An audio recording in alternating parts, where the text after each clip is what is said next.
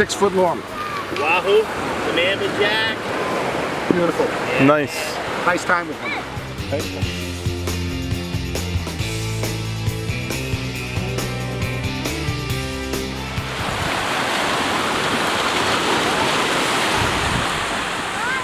Today we caught Wahoo. We caught 5 species: Wahoo, Mahi, aka Dorado.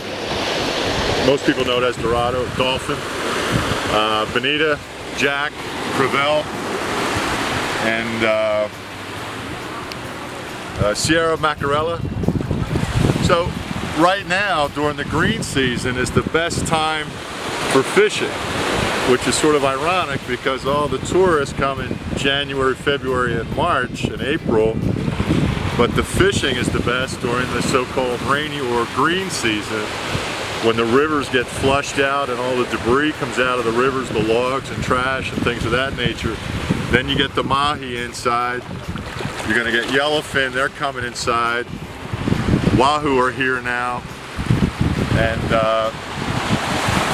mahi are here. So now is the best time in July, August, September, October, through November is the best time to come for fishing here. And all these boats you'll see here, only a few are for hire for sports fishing. And what you'll want to look for when you're trying to find a boat to go out on is, the first rule is, what species do you want to raise? And is it available? Because in January, you're not going to get a lot of mahi. So, but if you come in August, you're going to get bull mahi that can run 5 to 6 feet long. The other thing you want to look for is, are you dealing direct with the captain or are you going through a middleman? The best thing I can tell people to do is come to the beach, hang around for an hour. All the captains come here at 6, 7 o'clock in the morning, and you interview them. You come up to them and say, hey, what did you catch today? What's going on right now? What are your rates? And get different quotes. Are they bilingual? How's your first mate? Who do you use for first mate? What does your boat look like? Is your boat licensed? Is it insured? Does it have life jackets? You want to find out all these things because 9 out of 10 times the boats aren't licensed, aren't insured. So if that's a concern of yours, you want to make sure you find that out before. Do you want a bathroom on board? Do you want an air-conditioned cabin? You know, all the boats are available, from a tiny panga up to a big cabin cruiser. What is your rate? Half day, quarter day? Do you want to go bottom fishing? Do you want to troll? Do you want to throw poppers? Are you an active fisherman? Are you a beginner? Are you an expert? Do you like to throw top poppers? Do you like to jig on the bottom? Do you like to drop cut bait, sardine? You want red snapper? It depends on what you want, what kind of style of fishing you want to do. Does your captain have the equipment? A lot of captains only have trolling reels or open-faced reels.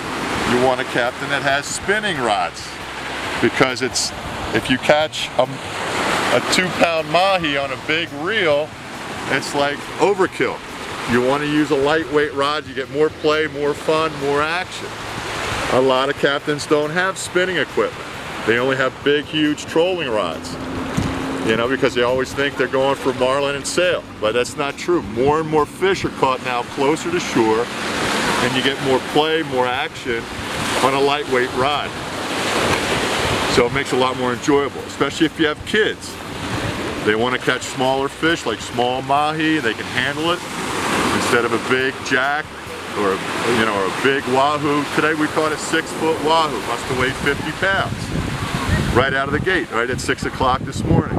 So what I do is provide that service, find out what the client's needs are, and then talk to the captains to see if they can accommodate the client. And I go along sort of as another captain, because when you have your captain throwing poppers and then me throwing poppers, that doubles your chances of catching fish. So what I do is market these guys down here, and then I go along and fish for free. That's my commission, because I enjoy fishing so much. I just go out for the ride and help the people catch fish.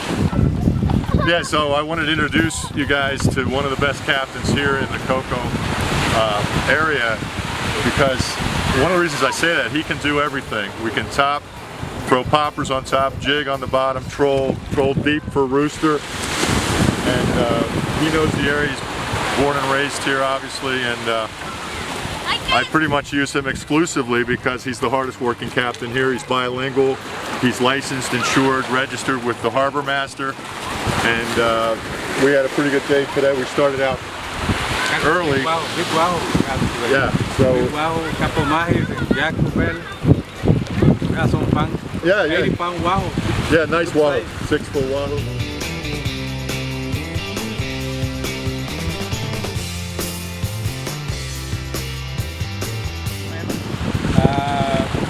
I know everything about fishing. And, He built his own boat.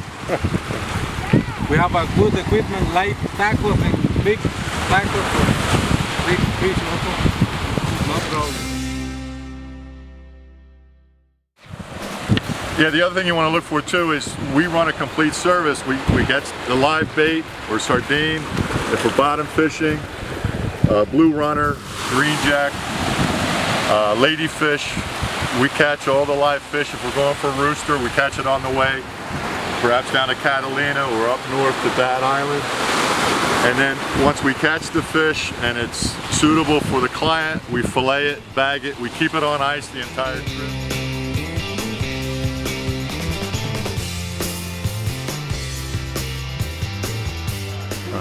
Another big issue when you come to Costa Rica and want to sports fish, let's say your wife's not really into it, she wants to go to the spa, but you want to go out for a half a day and catch that trophy sail or marlin, or just a rooster or wahoo or mahi inshore, but you don't have a group with you, you don't have 2 or 3 other buddies that want to go out. So what we do is we match you up with other similar anglers so you can break up the cost. We can customize a trip depending on what species you want to raise, how much money you want to spend. Maybe you just want to bottom fish for red snapper. They're always here. You can use cut sardine and catch little pan fry snapper. Bring the kids, bring the wife.